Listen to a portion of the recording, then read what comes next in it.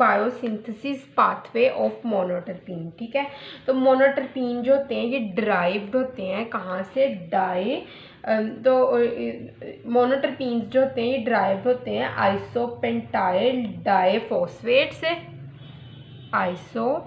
मोनोटर्पीन्स are derived from isopentyl diphosphate and its alicyclic derivatives. ठीक है, और इसके एलिसाइक्लिक आइसोमर्स से ये ड्राइव होते हैं। ठीक है, जो कि है dimethyl allyl diphosphate and isopentyl OPPID। ठीक है, तो दो डेरिवेटिव्स हैं जिनसे ये ड्राइव्ड होंगे, तो मैं वो लिख भी देती हूँ और उसके बाद हम इसका स्ट्रक्चर भी यहाँ पे ड्रा कर लेंगे। ठीक है, तो एक है आइसोपेंटाइल फर्स्ट। ठीक है, आइसोपेंटाइल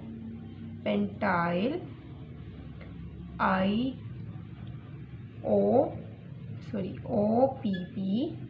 ठीक है, DMA। अब मैं इसका एब्रीवेशन भी यहाँ पे लिख देती हूँ, DMADP।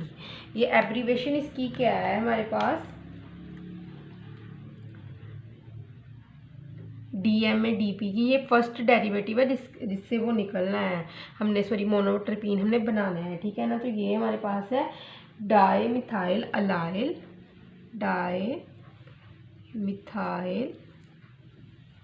अलाइल ठीक है, डाइफॉस्फेट।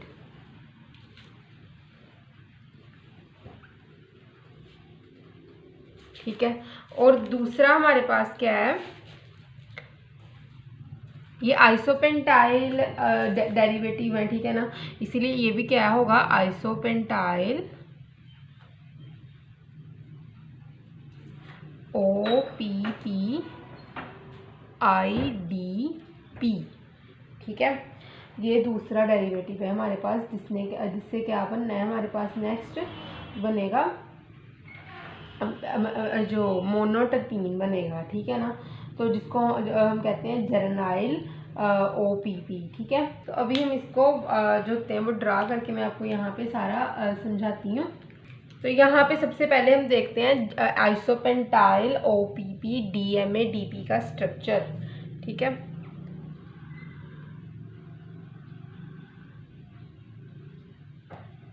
ऐसे ड्रा करके यहाँ पे एक डबल बॉन्ड, यहाँ पे एक बॉन्ड लगा देना है और यहाँ पे हमने लगा देना है OPP। ठीक है, अब दूसरा क्या है, यहाँ पे हमने ड्रा करना है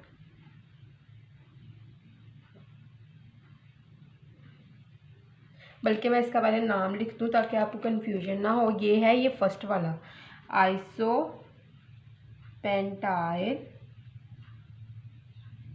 OPP DMADP।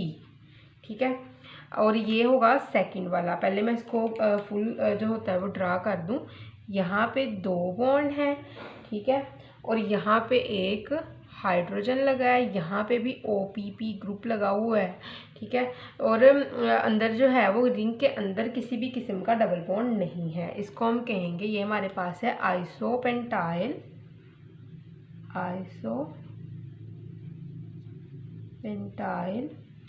OPPIDP। ठीक है, यहाँ पे होनी है हमारे पास एक हाइड्रोजन शिफ्टिंग। ठीक है, तो वो भी हम अभी करते हैं। यहाँ पे मैं आपको ड्रा करके दिखाती हूँ। ये जो था ना स्ट्रक्चर, ये वाला, इसको कहते थे, ये हमारे पास क्या है, हेड। ठीक है, इसको कहते थे टेल। ठीक है, हेड टेल। यहाँ पे अब होगी हेड टू टेल शिफ्टिंग।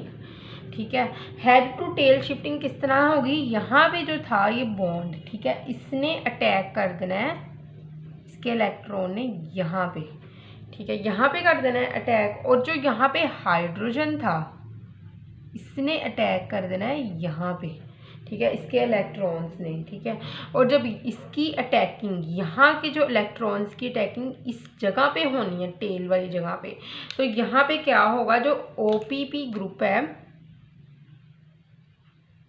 ये लॉस्ट हो जाएगा, इट इज़ लॉस्ट।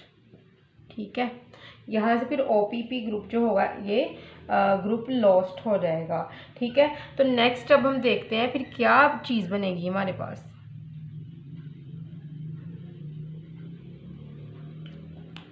तो ये मैं थोड़ा सा यहाँ से रिमूव कर देती हूँ,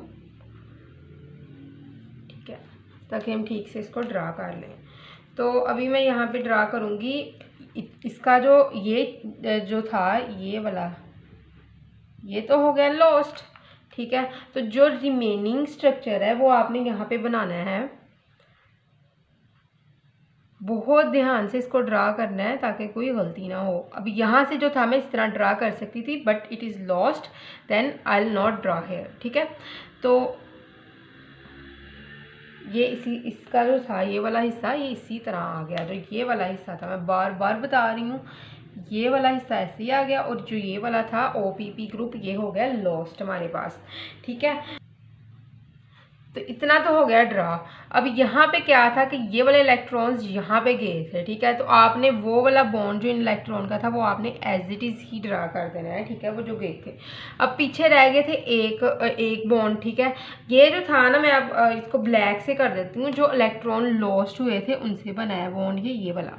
ठीक है, ये वो वाले इलेक्ट्रॉन्स का बॉन्ड है जो यहाँ पे मौजूद है। ठीक है ना, ये तो यहाँ से चला गया था। ठीक है, इसको मैं यहाँ से, जिसने जाना है ना उसको मैं ब्लैक से मार्क कर देती हूँ।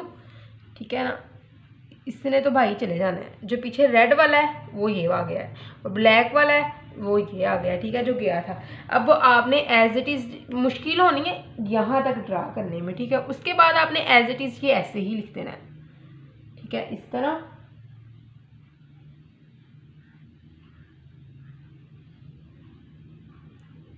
ठीक है, OPP भी उसी तरह ही आ जाना है। ठीक है, OP और P। ठीक है, लेकिन अभी एक और चीज़ देखनी है। यहाँ से जो था ये हाइड्रोजन ने धोखा दिया था हमें, इसने अटैक कर दिया था अपने ही भाई के ऊपर। ठीक है, अब हाइड्रोजन के इलेक्ट्रॉन इसके पास थे, तो हम इसको इस तरह लिख सकते हैं, हाइड्रोजन यहाँ से रिमूव हो गया। तो बेसिकली हमारे पास ये एक स्ट्रक्चर आया है जिसको हम कहते हैं, ये हमारे पास क्या है,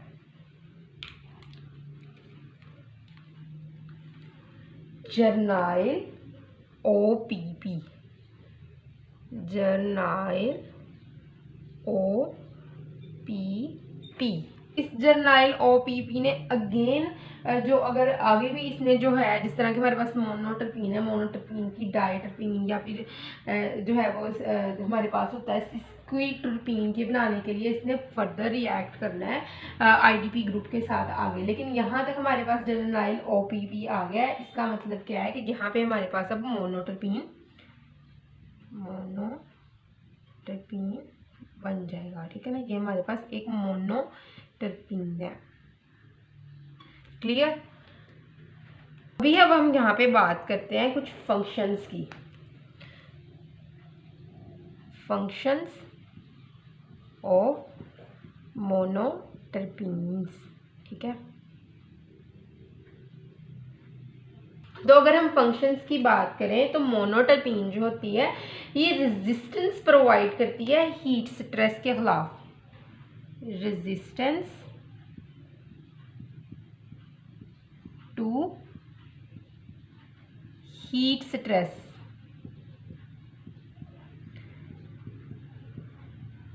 हाउ?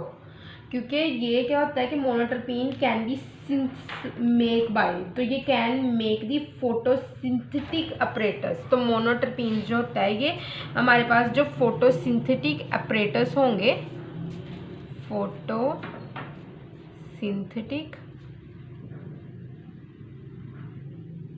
अपरेटस, इसको मोर रेजिस्टेंट बनाती है to heat stress. High temperature के खिलाफ बहुत ज़्यादा इसको रेजिस्टेंट बना देती है, और इसीलिए इसको हीट स्ट्रेस से ये बचा लेती है। ठीक है, उसके बाद क्या है, ये एक एंटीऑक्सीडेंट के तौर पर एक्ट करती है, एक्ट एज ए एंटीऑक्सीडेंट। ठीक है, एंटीऑक्सीडेंट के तौर पर ये एक्ट करती है। जो वोलाटाइल मोनोटर्पीन होती है वो क्या करती है, वो रिएक्ट करती है बहुत से ऑक्सीडाइजिंग एजेंट के साथ, ठीक है ना। एटमॉस्फेयर के अंदर बहुत से ऑक्सीडाइजिंग एजेंट के साथ रिएक्ट करती है। ऑक्सीडाइजिंग एजेंट कौन से हो सकते हैं, OH, O3, ठीक है, एंड नाइट्रिक ऑक्साइड के साथ ये रिएक्ट करती है एटमॉस्फेयर में और प्रोटेक्ट करती है प्लांट को इंटरनल ऑक्सीडेटिव डैमेज से। Protect plant from internal oxidative damage, ठीक है। ऑक्सीडेटिव डैमेज से ये प्लांट को बचा लेती है। उसके अलावा क्या है कि ये मेजर कंपोनेंट है, it is the major component of essential oil. Essential oil का ये बहुत मेजर कंपोनेंट है। इसेंशियल ऑयल वो ऑयल होते हैं जिसको हम ऑब्टेन करते हैं डिस्टिलेशन से, ठीक है ना।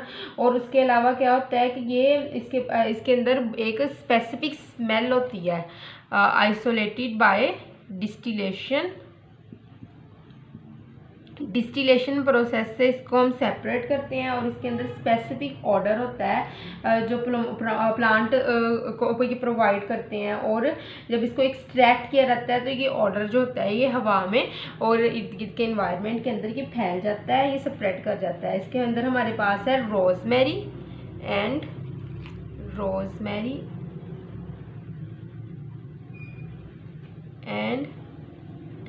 यूकलिप्टस, ठीक है, इससे ये ऑब्टेन किया जाता है, ठीक है। तो उसके अलावा क्या है कि जो हमारे पास कुछ प्लांट्स हैं जो मोनोटर्पीन्स प्रोड्यूस करते हैं, अभी हम उनकी बात करते हैं। तो सबसे पहले हमारे पास है जो है ये कॉनिफर प्लांट्स,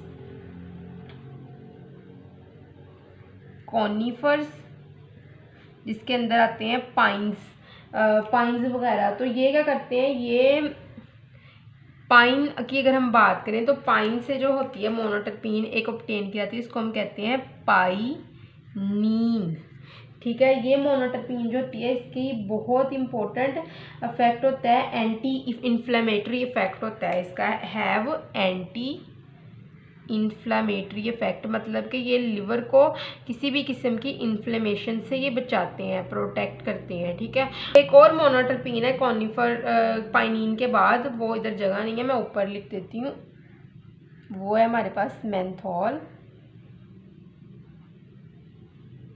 ठीक है। ये भी एक बहुत इंपॉर्टेंट मोनोटर्पीन है। ये क्या होता है, ये हम ऑब्टेन करते हैं फ्रॉम पिपरमिंट से, ठीक है।